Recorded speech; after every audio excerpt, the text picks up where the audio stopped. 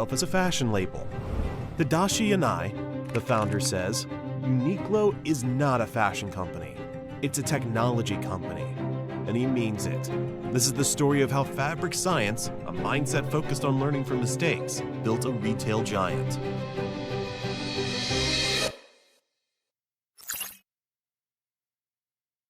Tadashi Yanai wanted to do more than run a clothing company. Born in 1949, he grew up in his family's small menswear shop. Later, he studied economics and political science at Waseda University. From early on, he thought more like a tech founder than a fashion designer.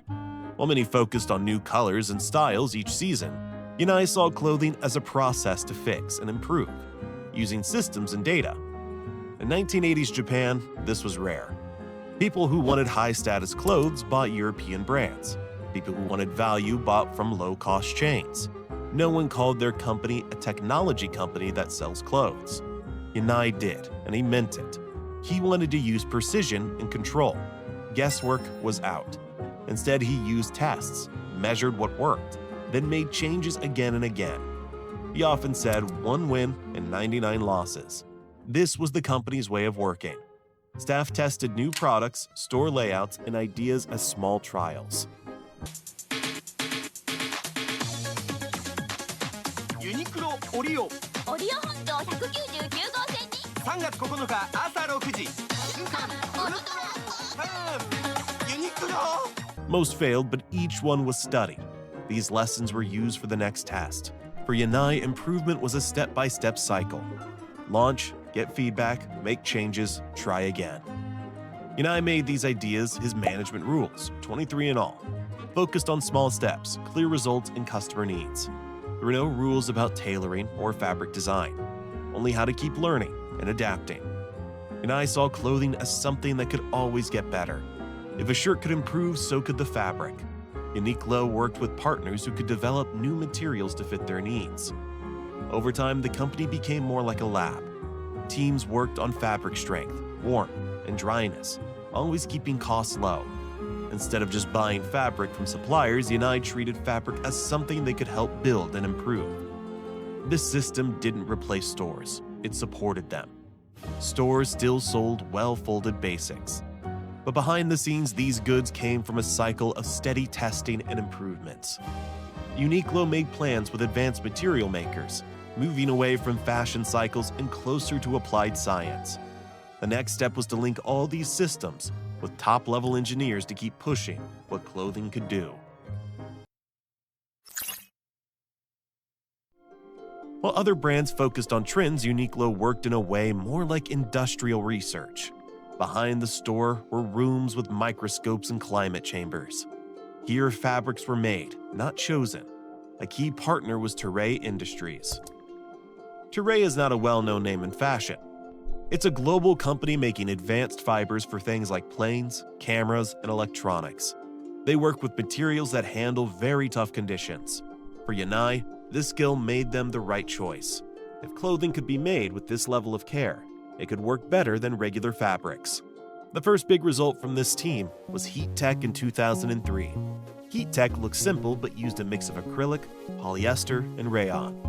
It kept people warm without being heavy, so it was easy to wear under other clothes. By 2009, almost 50 million pieces were sold, showing that good fabric could be a big success. After Heat Tech, they made ultralight down around 2009, using very thin nylon and high-quality down. These jackets were warm but packed down small and stayed dry in wind or rain. They acted more like gear than normal jackets, but were affordable for many people. In 2013, they launched Airism. This was made to keep people cool and dry in hot weather. Ultra-thin microfiber helped push sweat off the skin and dry fast. The shirts felt smooth and light. For those in hot places, the difference was easy to feel. The shirt kept dry and cool all day. Making these fabrics did not start with a style idea. It started with a practical problem, like staying warm without heavy layers or staying dry in the heat. Teams of engineers ran tests, measured results, and tried new versions. Products were tested both in labs and real life before they were sold. This was research for comfort, not looks. This method let Uniqlo sell clothes for their function, not for new styles. Most brands bought fabric for each new season. Uniqlo and Toray worked on longer timelines. Customers didn't need to know the science, they simply felt the benefits.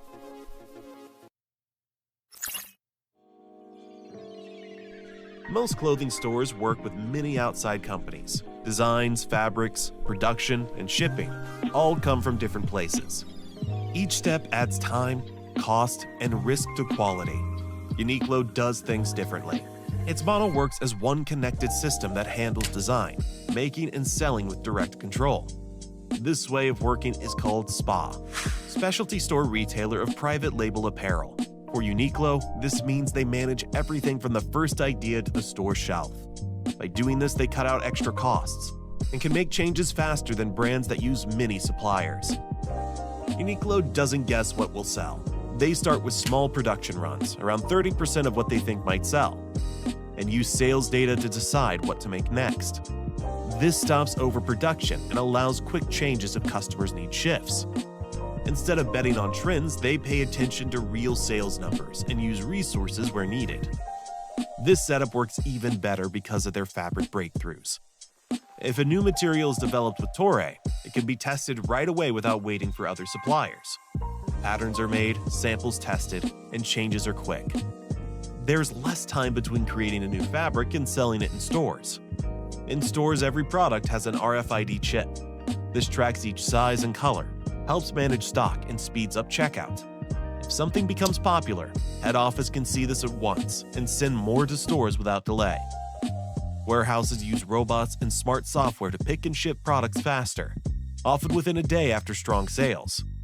Instead of just storing goods, these warehouses quickly move items where they are needed. The ultralight down jacket is an example. Uniqlo released it quietly in select stores. Customers liked it, they quickly made more, added new colors, and delivered to more places, all supported by their fast supply chain. What took a year for other brands took Uniqlo much less time. By joining all steps, Uniqlo can sell advanced fabrics at good prices, avoid waste, and make updates during the season. Products like Heat Tech and Airism move from lab to store without delays or outside parties. Stores stay stocked with what people want, so there's less leftover stock and fewer markdowns. Even with this strong system in Japan, taking it to new countries brought challenges. What worked well at home did not always work the same way in other places. Uniqlo's early moves outside Japan showed the limits of their method.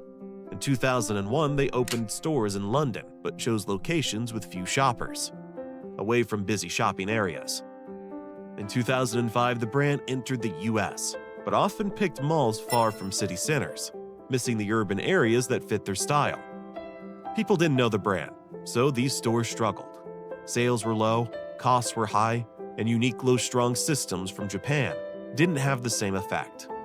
Yanai said, "We opened 21 outlets and closed 16, an expensive lesson." Other problems followed.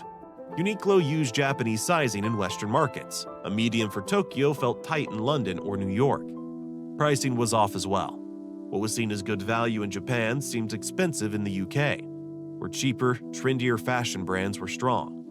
Over time, Uniqlo solved these issues by offering larger sizes in the US and opening stores in city centers, not in suburban malls. This better matched local needs. China was different. There, Uniqlo opened large, popular stores in busy city districts and used O2O, online to offline model, connecting with Tmall to link online data with store experiences. These stores were more than just places to shop. They were like live test labs. Layouts were open, displays organized with tech built in. Staff watched how people shop, and this added to what sales numbers showed. This turned stores into real-time studies. The team saw which colors, fabrics, and styles people liked. They tracked differences by region and season. Sizing ranged from large to small based on local demand. Prices were set to fit what people expected. Even fabrics were chosen to suit the weather in each area. Lighter in the south, heavier in the north. A key part of this was the Ariake project. Ariake brought all the data, forecasting, and delivery work together, letting Uniqlo shift production based on sales, weather, and social trends. If a jacket sold well in one city, they quickly make more, move stock, or adjust design for that place. Changes that once took months could be made during the same season. With this change, Uniqlo stopped copying the Japanese model in new markets. Each country became its own set of lessons. The core ideas stayed the same. Simple, lasting, useful LifeWear, but the details matched local needs better. This avoided the mistake they made in London and early US stores. The flexible and data-driven plan, Uniqlo moved from fixing mistakes to setting trends. The same tools used to manage fit and restocking could now launch new products that fit local tastes. Some new items brought more than comfort. They also carried cultural meaning.